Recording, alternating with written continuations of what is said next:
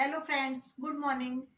आपके अपने YouTube channel Manju Agrawal Sanskrit classes में आप सभी विद्यार्थियों का स्वागत करती हूँ, अभिनंदन करती हूँ। नमो नमः। दोस्तों दोस्तों आज की कक्षा में हम महाकवि भारवी के जो महाकाव्य है, महाकवि भारवी का जो महाकाव्य है किरातार्जुन महाकाव्य, उस महाकाव्य के सर्गों की प्रत्येक सर्ग के अनुसार क्या बताएंगे, कथानक को बताएंगे जो हमारी परीक्षा की दृष्टि से क्या होगा, उपयोगी होगा। दोस्तों जो हमारे राजस्थान स्कूल व्याख्याता फर्स्ट ग्रेड में जो महाकाव्य है, बृहत्य के तीनों महाकाव्यों को जोड़ रखा है, तो उन बृहत्य के सर्गों के अनुसार क्या आता है, कथानक कथा वस्तु को पूछी जाती है कि इस सर्गी अर्थात ये वाला संवाद कहाँ से लिया गया। जैसे आपसे पूछ लिया जाएगा कि युधिष्ठिर व्यास का संवाद किरातार्जुनीय महाकाव्य के कौन से सर्गी में है, तो कौन से सर्गी की कथा वस्तु है तृतीय सर्ग में। या आपसे पूछ लिया जाएगा कि शरद ऋतु का वर्णन कौन से सर्ग में किया हुआ है, तो शरद ऋतु का वर्णन चतुर्थ सर्ग में किया। इस प्रकार सर्ग के अनुसार कथा वस्तु को पूछ लिया जाता है। कल की क्लास में हमने किरातार्जुनीय महाकाव्य की जो सामान्य परिचय होता है कि इसका उपजीव्य काव्य क्या है, इसमें कितने श्लोक है, कितने सर्ग है, इसमें कौन सा रस है, तथा इसके नायक कौन है, प्रतिनायक कौन है, और इसकी जो संक्षिप्त कथा वस्तु है, कहानी है, उसे हमने कल की क्लास में बता दी थी। दोस्तों अगर आपने वो क्लास नहीं देखी है तो आप चैनल पर जाकर उस क्लास को देख सकते हैं।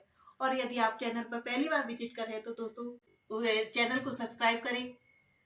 चलते हम अपनी क्लास की तरफ। दोस्तों हमने कल आपको बताया था कि किरातार्जुनीय महाकाव्य में कितने सर्ग है, तो किरातार्जुनीय महाकाव्य में कितने सर्ग है, टोटल सर्गों की बात करें तो कुल सर्ग कितने बताए थे हम आपको, कुल सर्गों की संख्या कितनी है, तो इसमें कुल सर्ग है 18 सर्ग है। कितने सर्ग है? 18 सर्ग है। और श्लोक की संख्या बात करें तो इसमें कितने श्लोक है, कहीं कहीं 1030 और कहीं 1040 भी हमें श्लोकों की संख्या प्राप्त होती है। तो अब हम बात करेंगे कि प्रथम सर्ग में क्या है। तो प्रथम सर्ग की बात करें तो प्रथम सर्ग में क्या है, जब हमने आपको कथा वस्तु बताई थी तो बताई थी कि जब धूत कीड़ा में कौरव और पांडवों के मध्य जब धूत कीड़ा हुई थी, युधिष्ठिर और दुर्योधन के मध्य धूत कीड़ा हुई थी, तो धूत कीड़ा में युधिष्ठिर अपने क्या हार गया था, पूरी राजपाट हार गए थे और उन्हें 13 वर्ष के लिए कहाँ जाना पड़ा था, वन में वनवास के लिए जाना पड़ा था।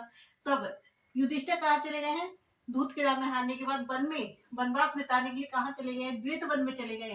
तो वहां द्वैत वन में ही उन्होंने युधिष्ठिर ने क्या किया, अपना एक दूत नियुक्त किया है वनेचर को, अर्थात जो वन में रहता है उस वनेचर को दूत के रूप में नियुक्त करके कहाँ पर भेज दिया है, हस्तिनापुर में, दुर्योधन के राजपाट के समाचार जानने के लिए। तो वो दूत क्या है, वनेचर समाचार जानकर, दुर्योधन का समाचार जानकर क्या हो गया, लौट गया है, लौट गया है। तो प्रथम सर्ग में जो कथा आती है वो कहाँ से आती है कि जो युधिष्ठिर का दूत वनेचर है वो दुर्योधन का समाचार जानकर क्या है, लौटा है। और अब युधिष्ठिर को क्या बता रहा है, दुर्योधन के राजपाट की बातें बता रहा है कि दुर्योधन कैसा हो गया है, एक अच्छा राजा की तरह जनता के कल्याण के कार्य कर रहा है। अर्थात जो धूत पीड़ा वो उसने प्राप्त किया है, अब वो नीति कुशलता से उस राज पर बना रहना चाहता है। इस प्रकार वो वनेचर बता रहा है दुर्योधन के बारे में। इन बातों को सुनकर जो द्रौपदी है, जो भीम वहां पर वनेचर की बातें सुन रहे हैं, युधिष्ठिर को बता रहा है वनेचर, लेकिन पास में खड़ी हुई द्रौपदी भीम जब उसकी बातें सुन रहे हैं तो द्रौपदी क्या करती है, क्रोधित हो जाती है कि दुर्योधन नीति कुशलता से भी अर्थात अपने कल्याणकारी कार्यों से जनता के मन में क्या कर रहा है, विश्वास पैदा कर रहा है अपने लिए। तो द्रौपदी क्रोधित होकर युधिष्ठिर को क्या कर रही है, युद्ध के लिए प्रेरित कर रही है। अब कि आप राजा हो, आप महान योद्धा, आपको इस तरह से वन में रहना शोभा नहीं देता, आप युद्ध के द्वारा अपने राज्य को वापस प्राप्त करो। इस तरह से द्रौपदी किसको कर रही है, युधिष्ठिर को युद्ध के लिए प्रेरित कर रही है। तो ये सारी कथा वस्तु हमें कहाँ प्राप्त होती है, ये सभी कथा वस्तु हमें कहाँ मिलती है, प्रथम सर्ग की हमें मिलती है। तो आपसे पूछ ले कि द्रौपदी जब युधिष्ठिर को युद्ध के लिए प्रेरित कर रही है वो कौन से सर्ग में है, तो आप क्या बताओगे, प्रथम सर्ग में। अब द्वितीय सर्ग की कथा वस्तु की बात करें तो द्वितीय सर्ग में क्या है, भीम की क्रोधोक्ति, अर्थात भीम भी क्रोधित हो जाते हैं उसकी बात को सुनकर, वनेचर की बात को सुनकर भीम भी क्रोध में बोलने लगते हैं। उसी समय क्या है, व्यास का आगमन होता है। और उसके बाद युधिष्ठिर और भीम का भी क्या होता है, संवाद होता है। भीम भी किसको, युधिष्ठिर को युद्ध के लिए क्या करते हैं, मतलब प्रेरित कर रहे हैं। द्रौपदी भी कर रही है और भीम भी कर रहे हैं, दोनों ही किसको, युधिष्ठिर को तैयार कर रहे हैं। तब उसी समय किसका आगमन होता है, महेश्वरी व्यास, जो जिन्होंने वेद व्यास जी, जिन्होंने महाभारत की रचना की थी, उन महेश्वरी वेद व्यास जी का क्या होता है, आगमन होता है। और वो क्या कहते हैं, पांडवों को वेद वन में आगमन होता है, पांडवों से मिलते हैं। तो पांडवों को वो समझाते हैं कि जो भीम और द्रौपदी को जो आशंका थी कि वनवास के बाद भी युद्ध करना पड़ेगा, इस प्रकार जो व्यास जी कहते हैं कि आपको अभी से युद्ध की तैयारी के लिए तैयार हो जाना चाहिए, अर्थात युद्ध अपने राजपाट को प्राप्त करने के लिए युद्ध के लिए तैयार रहना चाहिए। और उसके बाद भीम और व्यास जी का संवाद होता है। तृतीय सर्ग की बात करें हम, तो तृतीय सर्ग में क्या है, युधिष्ठिर व्यास का संवाद है। युधिष्ठिर और व्यास जी का संवाद होता है, अर्थात व्यास जी युधिष्ठिर को समझाते हैं कि जिस राजलक्ष्मी को दुर्योधन ने धूत कीड़ा में प्राप्त किया है, उस धूत कीड़ा से प्राप्त जो राजलक्ष्मी को अब वो नीति कुशलता से जनता के कल्याणकारी कार्यों से बना रखना चाहता है। इसलिए आप 13 वर्ष के वनवास के बाद भी यदि आप राजपाट मांगोगे तो वो सरलता से नहीं मिलेगा, इसके लिए आपको युद्ध करना पड़ेगा। इस प्रकार व्यास जी किसको समझा रहे हैं, युधिष्ठिर को। इसलिए आप अभी से युद्ध की तैयारी में तत्पर हो जाइए। और अर्जुन को क्या कहते हैं कि हिमालय पर जाकर तपस्या कर पाशुपत अस्त्र की प्राप्ति करें। ये कौन कर रहा है, व्यास जी कह रहे हैं। व्यास जी अर्जुन को कह रहे कि आप हिमालय पर जाकर तपस्या करो और पाशुपत अस्त्र की प्राप्ति करो। तपस्या के लिए, पाशुपत अस्त्र की प्राप्ति के लिए, अथवा कहो कि तपस्या के लिए कहाँ चले जाते हैं, हिमालय की ओर चले जाते हैं। तो ये सभी कथा वस्तु हमें कहाँ मिलती है, तृतीय सर्ग में। दोस्तों ये वाला जो इस एग्जाम में ये पंक्ति ऐसे दे दी जाती है कि युधिष्ठिर और व्यास का संवाद कहाँ मिलता है, कौन से सर्ग की कथा वस्तु में, कौन से सर्ग में मिलता है युधिष्ठिर व्यास का संवाद। तो हमें क्या बताना पड़ेगा, तृतीय सर्ग में। दोस्तों अगर अब बात करें हम चतुर्थ सर्ग की, तो चतुर्थ सर्ग में शरद ऋतु का वर्णन है। हिमालय की ओर जाते हुए जब अर्जुन हिमालय की ओर जा रहे हैं तो मार्ग में किस ऋतु का वर्णन किया गया है, शरद ऋतु का वर्णन किया गया है। पंचम सर्ग में हिमालय पर्वत का वर्णन है। पंचम सर्ग में कौन से पर्वत का वर्णन है, हिमालय पर्वत का वर्णन है पांचवें सर्ग में। दोस्तों हिमालय पर्वत का वर्णन हमने और कहाँ पर पढ़ा था, कालिदास के कुमार संभव महाकाव्य की बात की थी। तो वहां पर भी हमने हिमालय पर्वत का वर्णन किया था। वहां के प्रथम सर्ग में हिमालय पर्वत को पर्वतराज बताया था, और क्या बताया था, पृथ्वी का मेरुदंड बताया था। तो वहां पर हिमालय पर्वत का वर्णन प्रथम सर्ग में आया, और यहाँ पर हिमालय पर्वत का वर्णन कौन से सर्ग में है, तो यहाँ पांचवें सर्ग में है। दोस्तों उसके बाद बात करें हम छठे सर्ग की, षष्टम सर्ग की बात करें तो ये कौन सा पर्वत का वर्णन है, इंद्रकील पर्वत का वर्णन। इम्पोर्टेंट है, वेरी वेरी मोस्ट है। इंद्रकील पर्वत का वर्णन हमें कौन से सर्ग की में मिलता है, तो इंद्रकील पर्वत का वर्णन हमें छठे सर्ग में मिलता है।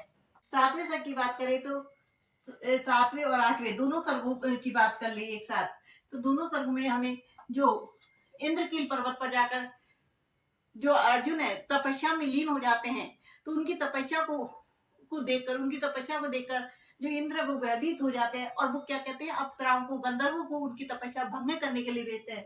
तो जो अप्सरा आती हैं, गंधर्व आते हैं, तो उनकी जो उद्यान क्रीड़ा होती है, विविध विलासी चेष्टाओं का वर्णन किसमें किया गया है, तो ये सातवें और आठवें अध्याय में हमें कहा किसका वर्णन मिलता है, अप्सराओं की, जो अर्जुन की तपस्या भंग करने के लिए आती है। उद्यान क्रीड़ा, विविध विलासी चेष्टाओं का जो वर्णन प्राप्त होता है हमें कहाँ मिलता है, सातवें और आठवें अध्याय में मिलता है। दोस्तों अगर हम बात करें नौवीं सर्ग की, तो नौवीं सर्ग में क्या है, तो नौवीं सर्ग में संध्या का वर्णन किया है। जब इंद्रकील पर्वत पर किस प्रकार से संध्या, चमकीली संध्या होती है, चंद्रोदय किस प्रकार होता है, और प्रभात वर्णन, इन सभी का वर्णन किया है। और अप्सराओं का वर्णन किया है कि संध्या, चंद्रोदय और प्रभात वर्णन तीनों ही काल में जो अप्सराएं हैं, इंद्र के द्वारा जो अप्सरा भेजी गई है अर्जुन की तपस्या, उन सभी का वर्णन हमें कहाँ मिलता है, नौवें सर्ग में मिलता है। दसम सर्ग में क्या है, तो दसम सर्ग में हमें वर्षा ऋतु का वर्णन प्राप्त होता है। किसका, वर्षा ऋतु का वर्णन प्राप्त होता है 10वें सर्ग में। 10वें सर्ग में जब वर्षा ऋतु आरंभ हो जाती है और वर्षा ऋतु का प्रारंभ हो जाता है, तो वर्षा ऋतु का वर्णन हमें कौन से सर्ग में प्राप्त होता है? तो वर्षा ऋतु का वर्णन 10वें सर्ग में प्राप्त होता है। इसमें जो अप्सराएं थी, गंधर्व थी, जो विविध चेष्टाएं कर करके अर्जुन की तपस्या को भंग करना चाहती थी, तो वो सभी क्या हो गए थे? विफल हो गए थे। तो अब अपने अपने स्थान को वापस लौट गए थे। यहाँ पर जो अप्सराएं थे, जो गंधर्व थे, वो क्या हो गए थे? वापस लौट गए थे अपने अपने स्थान को। तो वर्षा ऋतु का वर्णन और उनके वापस लौटने का जो वर्णन मिलता है, वो कहाँ मिलता है? 10वें सर्ग में मिलता है, अर्थात 10वें सर्ग में मिलता है। यदि हम 11वें सर्ग की बात करें, एकादश सर्ग की बात करें, तो इसमें क्या मिलता है? इंद्र अर्जुन का संवाद। जब गंधर्व और अप्सराएं वापिस लौट गई, तब इंद्र क्या है? उसकी तपस्या से प्रसन्न होकर अर्जुन के पास आते हैं। किसके रूप में आते हैं? एक मुनि के वेश में आते हैं। मुनि के वेश में आते हैं और इंद्र और अर्जुन का संवाद होता है। अर्जुन की बातों से इंद्र प्रसन्न हो जाते हैं और अपने असली रूप में आकर इंद्र अर्जुन को शिव की आराधना कर पाशुपत अस्त्र की प्राप्ति के लिए जाने को कहते हैं। मतलब तो इंद्र और अर्जुन का जो संवाद मिलता है, हमें कहाँ मिलता है? 11वें सर्ग में मिलता है। ये भी कैसा है? हमारा एग्जाम की दृष्टि से मोस्ट है। इंद्र अर्जुन का संवाद कौन से समय सर्ग की कथा वस्तु है? तो एकादश अर्थात 11वें सर्ग की कथा वस्तु है। कौन से सर्ग की कथा वस्तु है? 11वें सर्ग की कथा वस्तु है। 12वें सर्ग में क्या आता है? तो 12वें सर्ग में जो मुख दानव है, अब अर्जुन को इंद्र ने जब तपस्या के लिए भेज दिया, तो वो कहाँ चला गया है? इंद्रकील पर्वत पर तपस्या कर रहा है। कौन? अर्जुन इंद्रकील पर्वत पर तपस्या कर रहे हैं। तो जो उनकी तपस्या को देखकर अब शिव जी और जो मुख दानव है, उनकी तपस्या परीक्षा लेने के लिए कौन कौन आते हैं? तो मुख दानव आते हैं। मुख दानव, मुख नाम का एक दानव है, जो किस वेश में आता है? बरहा, सूकर है ना, सुअर के रूप में, बरहा के रूप में आते हैं। और किरात के रूप में कौन आते हैं? शिव जी का आगमन होता है। ये कौन से सर्ग में आता है? तो ये 12वें सर्ग में आता है। उसके बाद 13वें सर्ग में जब शिव और मुख दानव दोनों आते हैं, तो जो मुख दानव के ऊपर, दानव किसके रूप में आए? तो शिव सुअर के रूप में आए, बराह के रूप में आए। तो उस बराह के ऊपर जब शिव जी भी क्या चलाते? बाण चलाते मारने के लिए, और अर्जुन भी बाण चलाता है मारने के लिए। तो दोनों के बाण, शिव जी के बाण तो सुअर को का काम तमाम करके कहां पर चला गया? रसातल में, पृथ्वी के अंदर चला गया है। और अर्जुन का बाण सुअर के अंदर धसा हुआ है। तो उस बाण को लेने के मध्य में, उस बाण को लेने के लिए जब अर्जुन जाता है, तो शिव का गण भी जाता है, अनुचर भी जाता है। तो उन दोनों के मध्य विवाद हो जाता है। शिव का गण कहता है ये मेरे मालिक का बाण है, और अर्जुन कहता है नहीं, ये मेरा बाण है। इस प्रकार उन दोनों के मध्य में क्या हो जाता है? मध्य विवाद उत्पन्न हो जाता है। तो ये कथा हमें कहाँ मिलती है? 13वें सर्ग में मिलती है। दोस्तों, अगर हम 14वें सर्ग की बात करें, चतुर्दश सर्ग की बात करें, तो इसमें जब विवाद उत्पन्न हो जाता है, तो अर्जुन शिव जी क्या कहते हैं? अपनी सेना को भेजते हैं। शिव सेना मतलब शिव जी अपनी सेना को भेजते हैं, और सेना और अर्जुन के मध्य में क्या होता है? युद्ध होता है। तो अर्जुन उन सेना को अपने अस्त्र और शस्त्रों से भगा देते हैं। अपनी युद्ध में अर्जुन के पराक्रम से भयभीत होकर शिव सेना क्या है? पलायन कर जाती है, भाग जाती है। यदि हम बात करें पंचदश अर्थात 15वें सर्ग की, तो इस 15वें सर्ग में हमने आपको जब किरातार्जुनी महाकाव्य का जब परिचय पढ़ाया था, सामान्य परिचय बताया था, तब हमने बताया था कि जो 15वां सर्ग है वो किसके लिए प्रसिद्ध है? तो चित्र अलंकार के लिए प्रसिद्ध है। जो युद्ध का वर्णन किया वो इस प्रकार किया है कि चित्र उकर जाए, अर्थात जब वर्णन करते हैं तो उसके सामने, हमारे सामने कैसा हो जाए कि साक्षात हमारे सामने वो चित्र उपस्थित हो जाता है, युद्ध हमारे सामने हो रहा है। इस प्रकार चित्र युद्ध का वर्णन किया है। तो चित्र युद्ध का वर्णन कहाँ मिलता है? पंचदश सर्ग में। मोस्ट है, बहुत ज्यादा, वेरी वेरी इंपोर्टेंट है।